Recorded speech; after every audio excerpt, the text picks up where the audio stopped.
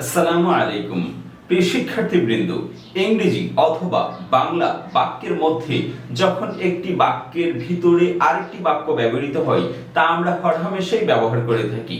কিন্তু একটি বাক্যের ভিতরে যখন আরেকটি বাক্য ব্যবহৃত হয় তা কিভাবে ব্যবহৃত হয়েছে তা আমরা অনেকেরই বোধগম্য নয়। ইংরেজির ক্ষেত্রে এটা বলা যায় যে ইংরেজি বাক্যের মধ্যে আরেকটি বাক্য ব্যবহৃত হতে পারে, আর বাংলা বাক্যের শেষে এটা কখনো বাংলা বাক্যের শুরুতেও আসতে পারে এই অংশটি, এবং বাংলা বাক্যের শেষেও আসতে পারে। তাহলে এই দুটো ক্ষেত্রে এই বাক্যটি কিভাবে আসে তা আমরা দেখছি, যেগুলো ভর্তি পরীক্ষায় অথবা এডমিশন টেস্ট বা কোনো জব বা চাকরির পরীক্ষায় এসে থাকে সেই রকম একটি সেন্টেন্স আজকে আমরা বাংলা এবং ইংরেজিতে খুব সুন্দর করে দেখব, যাতে করে খুব সহজে আমরা এই বাক্যগুলো আমাদের প্র্যাকটিক্যাল বা বাস্তব জীবনে ব্যবহার করতে পারি। আমরা সাধারণত ইংরেজি শুধুমাত্র একটি ওয়েতে শিক্ষা লাভের চেষ্টা করি, সেটা হচ্ছে কোনো কোচিং এ ভর্তি হয়ে। আসলে ইংরেজিটা এরকম না। ইংরেজিটা হচ্ছে আপনি যখন যেভাবে যেই কাজের জন্য ইংরেজি শিখবেন সেই কাজ থেকে ইংরেজিটা এমন ভাবে রপ্ত করবেন যাতে সব সময় আপনার এই ইংরেজিটা কাজে লাগে। তাহলে এডমিশন টেস্টে ব্যবহৃত যে ইংরেজিগুলো আসে তা আমরা আমাদের প্র্যাকটিক্যাল লাইফ বা বাস্তব জীবনে যাতে ব্যবহার করতে পারি তাও আমরা প্রতিটি লেকচারে শিখব। আর আজকে আমরা ইংরেজি এডমিশন টেস্ট এ যত ইংরেজি আসে তার প্রথম লেকচারটি শুরু করছি। তাহলে আমরা শুরুতে ইংরেজি বাক্যটি দেখে নিচ্ছি, তারপর বাংলা বাক্যটি বা সেন্টেন্সটি দেখব। ইংরেজি বাক্যটি হলো এরকম: the tall girl standing by the door is my friend. তিন শ্বাসে আপনাকে এই সেন্টেন্সটি বলতে হবে শুদ্ধভাবে, অর্থটি বোধগম্য হওয়ার জন্য। দ্য tall girl এতটুকু বলে শ্বাস ফেলবেন, স্ট্যান্ডিং বাই দ্য ডোর এতটুকু বলে আরেকবার শ্বাস ফেলবেন বা শ্বাসটা আটকাবেন, ইজ মাই ফ্রেন্ড এতটুকু বলে শ্বাস পুরোপুরি ছেড়ে দিবেন। The tall girl standing by the door is my friend. এখন এটা কিভাবে হয়েছে তা আমরা দেখছি। দ্য tall girl এইটা হচ্ছে সাবজেক্ট, ইজ মাই ফ্রেন্ড এটা হচ্ছে ভার্ব এবং অবজেক্ট। মাঝখানে স্ট্যান্ডিং বাই দ্য ডোর এটা সেন্টেন্সের মাঝখানে এসে বসে গিয়েছে, কিন্তু কিভাবে বসেছে এর অর্থটাই বা কি হবে তা আমরা দেখছি। ইংরেজির ক্ষেত্রে তাহলে কি দাঁড়িয়েছে? ইংরেজির ক্ষেত্রে দাঁড়িয়েছে দ্য tall girl সাবজেক্ট, মাঝখানে চলে এসেছে এইটা স্ট্যান্ডিং বাই দ্য ডোর, আর শেষে হয়েছে দ্য tall girl এইটার ভার্বটা হচ্ছে এইটা, অবজেক্ট হচ্ছে এইটা, তাহলে মাঝখানে এসে বসছে এইটা। আর বাংলার ক্ষেত্রে কি হয়েছে দেখুন, বাংলার ক্ষেত্রে আবার দুই পাশের যে কোনো এক পাশে আসতে পারে, আবার মাঝখানেও আসতে পারে। তাহলে শুরুতে আমরা দেখছি স্ট্যান্ডিং বাই দ্য ডোর, দরজায় দাঁড়িয়ে থাকা, এই অংশটা সামনে চলে আসছে। তারপর the tall girl is my friend, মেয়েটি বা লম্বা মেয়েটি আমার বান্ধবী, তাহলে এটা এসছে পরে, তাহলে সেন্টেন্সটা এসছে পরে, মানে সরল বাক্যটি। আর মাঝখানে যে আরেকটা সেন্টেন্স বসছিল ইংরেজি বাক্যের মাঝখানে সেটা এসছে শুরুতে, আবার এটা পরেও নিয়ে যায়। তাহলে এই জায়গাটা কিভাবে হয়েছে তা আমরা দেখছি। স্ট্যান্ডিং বাই দ্য ডোর এইটা মূলত একটা সেন্টেন্স ছিল, কিন্তু এখানে ভার্বও হারিয়ে গিয়েছে, সাবজেক্টও হারিয়ে গিয়েছে। কিভাবে হারিয়ে গিয়েছে এবং কেন হারিয়ে যায় তা আমরা খুব সহজে বোঝার জন্য আমরা ক্লজ বা উপবাক্য সম্পর্কে একটু জানবো। উপবাক্য হচ্ছে একটি বাক্যের মধ্যে অনেকগুলো বাক্য থাকবে এবং অনেকগুলো বাক্য মিলে একটি বাক্য হবে। তা আমরা আগে থেকেই জানি যে সরল বাক্য, মিশ্র বাক্য, যৌগিক বাক্য। আর ইংরেজির ক্ষেত্রে হচ্ছে সিম্পল, কমপ্লেক্স, কম্পাউন্ড। আর এছাড়াও আমরা যখন এই সেন্টেন্সগুলো গঠন করব তখন এর মধ্যে noun clause, adjective clause, adverbial clause এই বিষয়গুলো নিয়ে আসি। তাহলে এখানে একটা অ্যাডজেক্টিভ ক্লজ হয়েছে। ক্লজ মানে হচ্ছে উপবাক্য। স্ট্যান্ডিং বাই দ্য ডোর এটা ছিল একটি উপবাক্য, কিন্তু এটা ফ্রেজ বা শব্দগুচ্ছ হয়ে গিয়েছে। এখন দেখুন এখানে দ্য tall girl লম্বা মেয়েটি ইজ মাই ফ্রেন্ড আমার বান্ধবী।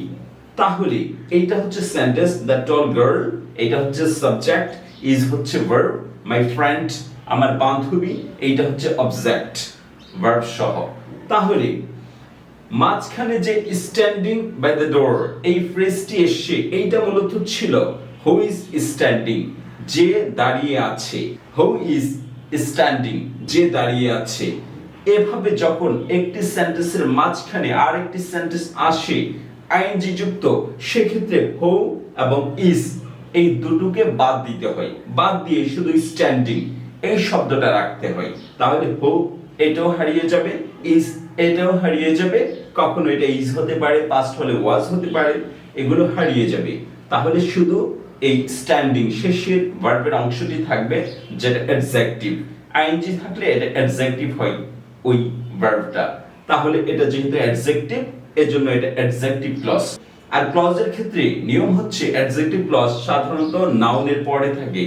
টল গার্ল, এই যে গার্ল বালিকাটা, তারপরে অ্যাডজেক্টিভ ক্লজ হয়। আর শুধু অ্যাডজেক্টিভ হলে সেক্ষেত্রে আবার আগে হয়, যেমন গার্ল এর আগে টল ব্যবহৃত হয়েছে।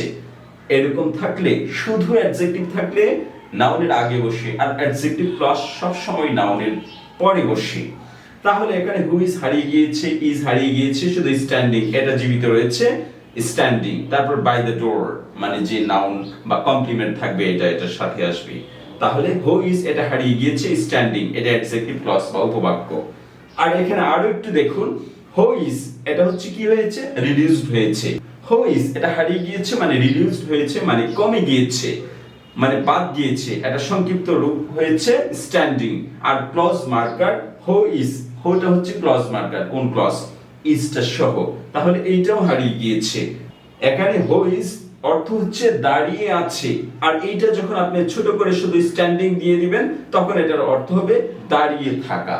দাঁড়িয়ে থাকা, এখানে সাবজেক্ট নেই, ভার্ব নেই, শুধু একটা অ্যাডজেক্টিভ দাঁড়িয়ে থাকা। আর এটা মূলত ছিল যে দাঁড়িয়ে আছে, যে দাঁড়িয়ে আছে এটা আমরা ব্যবহার করতে পারি, কিন্তু এটা অশুদ্ধ, কারণ এটার শুদ্ধ নিয়ম হচ্ছে আপনাকে অ্যাডজেক্টিভ ক্লজ ব্যবহার করতে হবে, হু ইজটা হারিয়ে দিতে হবে। আর এখানে হু ইজটা হয়ে যাবে শুধু স্ট্যান্ডিং, হু ইজ হারিয়ে যাবে। তারপর ভার্বের শেষে যে আইএনজি আছে ওই আইএনজি যুক্ত ভার্বটা এখানে অ্যাডজেক্টিভ হিসেবে কাজ করবে। তাহলে সেন্টেন্সের মাঝখানে এভাবে এসে বসে যাবে। তখন অর্থটা ভেঙে ভেঙে বললে কি হয় দেখুন, দ্য টল গার্ল লম্বা মেয়েটি, স্ট্যান্ডিং বাই দ্য ডোর দরজার পাশে দাঁড়িয়ে থাকা, ইজ মাই ফ্রেন্ড আমার বান্ধবী। দ্য টল গার্ল লম্বা মেয়েটি, স্ট্যান্ডিং বাই দ্য ডোর দরজার পাশে দাঁড়িয়ে থাকা। আর যদি হু ইজ থাকতো তাহলে অর্থ হতো দ্য টল গার্ল লম্বা মেয়েটি, who is standing by the door যে দরজার পাশে দাঁড়িয়ে আছে, ইজ মাই ফ্রেন্ড আমার বান্ধবী। তাহলে হু উঠে গিয়েছে, ইজ উঠে গিয়েছে, এখানে স্ট্যান্ডিং বাই দ্য ডোর অর্থ হচ্ছে দাঁড়িয়ে থাকা। তাহলে এভাবে বাংলা বাক্যটিও সুন্দর হয়ে গিয়েছে, ইংরেজি বাক্যটিও সুন্দর হয়ে গিয়েছে। তাহলে আরেকবার অর্থটা খুব দ্রুত বলছি। The tall girl standing by the door is my friend. লম্বা মেয়েটি দরজার পাশে দাঁড়িয়ে থাকা আমার বান্ধবী। দরজার পাশে দাঁড়িয়ে থাকা লম্বা মেয়েটি আমার বান্ধবী। দরজায় দাঁড়িয়ে থাকা লম্বা মেয়েটি আমার বান্ধবী। এটা হচ্ছে একটি সেন্টেন্স, আর এটা হচ্ছে একটা ফ্রেজ। ফ্রেজ মানে কতগুলো শব্দ মিলে একটা সুন্দর অর্থ দিবে, সেখানে সাবজেক্টও থাকবে না, ভার্বও থাকবে না, শুধু অনেকগুলো শব্দ হতে পারে। এটা একটা সেন্টেন্স লিখতে যতগুলো শব্দ হতে পারে তত বড় বা তার চেয়ে বড়ও হতে পারে, কিন্তু সাবজেক্ট ভার্ব না থাকলে পরতে পরতে সাজিয়ে যখন আপনি একটি সুন্দর অর্থ উঠাবেন এটাকেই বলে ফ্রেজ। সাবজেক্ট এবং ভার্ব ছাড়া সুন্দর একটি অর্থ দিবে অনেকগুলো শব্দ মিলে। তাহলে দরজায় দাঁড়িয়ে থাকা এটা হচ্ছে একটা ফ্রেজ। লম্বা মেয়েটি আমার বান্ধবী, আর লম্বা মেয়েটি হচ্ছে আমার বান্ধবী। The tall girl is my friend. এভাবে আমরা একটি সেন্টেন্সকে কিভাবে সুন্দরভাবে অর্থ উঠানো যায় এবং এর ক্লজ মার্কার গুলো, ক্লজটি চেনা যায় এবং এটা কোন সেন্টেন্স তা বোঝা যায়, এভাবে আমরা শিখে গিয়েছি। এবং আশা করি এভাবে আমরা ইংরেজির ক্ষেত্রে এডমিশন টেস্টের যত ইংরেজি আসে সবগুলো আমরা এভাবে খুঁটিনাটি জেনে যাব। তাহলে আজ এ পর্যন্তই থাক, দেখা হবে পরবর্তী কোনো লেকচারে। আল্লাহ হাফেজ।